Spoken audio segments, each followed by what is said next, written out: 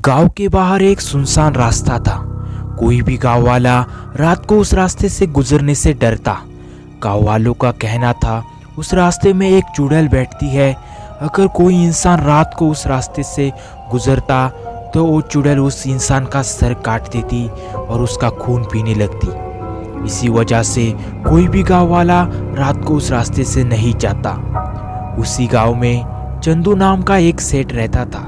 उसका एक बेटा था जो पढ़ने के लिए शहर गया हुआ था। उसके बेटे का नाम राम था। उसकी माँ बचपन में ही उसे छोड़कर चली गई थी। एक दिन चंदू सेठ अपने बेटे को फोन करता है और कहता है, कैसे हो बेटा, ठीक हो ना? हाँ पिताजी, मैं ठीक हूँ। आपकी तबीयत ठीक है ना? हाँ बेटा, मेरी तबीयत तो ठीक है, बस तुम जल्दी से घर आ जाओ। पिताजी, मेरी पढ़ाई पूरी हो चुकी है। कल मैं घर आ रहा हूँ। कल रात तक मैं घर पहुँच जाऊँगा। ठीक है बेटा। इतना बोलकर वो फोन रख देते हैं। यहाँ पर गलती से राम से हाथ से उसका फोन नीचे गिरता है और उसका फोन टूट जाता है। चंदू सेठ बैठे हुए थे। तभी उन्हें उस रास्ते के बारे में याद आता है जिस रास्ते में चुड़ैल रहती थी। अरे, मैं उस रास्ते को कैसे भूल गया। राम कह रहा था उससे आने में रात हो जाएंगी। मुझे राम को बताना होगा उस चुड़ैल के बारे में, वरना बहुत बड़ा अनर्थ हो जाएगा। चंदू सेठ वापस राम को फोन करने की कोशिश करता है, पर राम का फोन लगता नहीं क्योंकि राम का फोन टूट चुका था। चंदू सेठ बहुत ज़्यादा परेशान हो जाता है। दूसरे दिन राम गांव के लिए निकल पड़ता है। राम को आते आते अंधेरा हो जाता है। राम गांव से थोड़ा बाहर उतरा था क्योंकि गांव तक बस नहीं आती थी।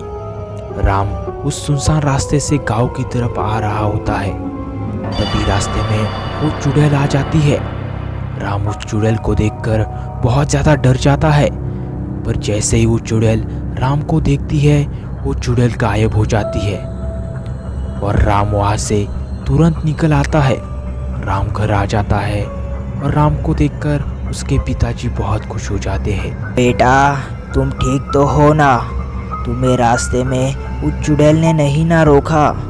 अगर तुम्हें वो देखती तो तुम्हें मार डालती। पिताजी, मुझे उस चुड़ैल ने रोका था, पर जैसे ही उसने मुझे देखा वो गायब हो गई। बेटा, तुम ये क्या बात कर रहे हो? आज तक गांव का कोई इंसान रात को उस रास्ते से जाता तो वो चुड़ैल उसे नहीं छोड़ती, उसे मारकर उसका खून पीती। पर तुम्हें देखकर वो चुड़ैल गायब कैसे हो गई? दूसरे दिन चंदू सेठ एक तांत्रिक के पास जाता है और सारी बात उसे बताता है। तांत्रिक चंदू सेठ से कहता है, तुम्हारे घर में कितने लोग रहते हैं? मैं और मेरा बेटा और मेरी पत्नी। जब मेरा बेटा छोटा था तभी हमें छोड़कर चली गई। तुम्हारी पत्नी की मौत कैसे हुई थी? वो एक एक्सीडेंट में मरी थी। हमें सिर्फ उसकी स्कूटी मिली, पर उसकी बॉडी आज तक नहीं मिली। तुम्हारी पत्नी के शरीर पर बहुत सारे आत्माओं ने कब्जा किया है। उस रात तुम्हारा बेटा इसलिए बचा क्योंकि तुम्हारी पत्नी ने उन आत्माओं को रोक रखा था। राम की माँ उससे बहुत ज़्यादा प्यार करती थी, इसलिए मरने के बाद भी वो राम को बचाने के लिए आई थी। पर तांत्रिक जी, उसके आत्मा को शांति कब मिलेगी और वो पूरी आत्माओं का हम नाश कैसे करेंगे? रात को तांत्रिक एक बहुत बड़ा हवन करता है और राम की माँ को मुक्ति मिल जाती है और वो सारी बुरी आत्माएं नर्क में चली जाती है। आपने वीडियो यहाँ तक देखा है तो वीडियो को एक लाइक कर देना और चैनल को सब्सक्राइब कर देना ऐसे ही हॉरर स्टोरी सुनने के लिए। तो मिलते हैं किसी नए स्टोरी में, तब तक के लिए बाय बाय।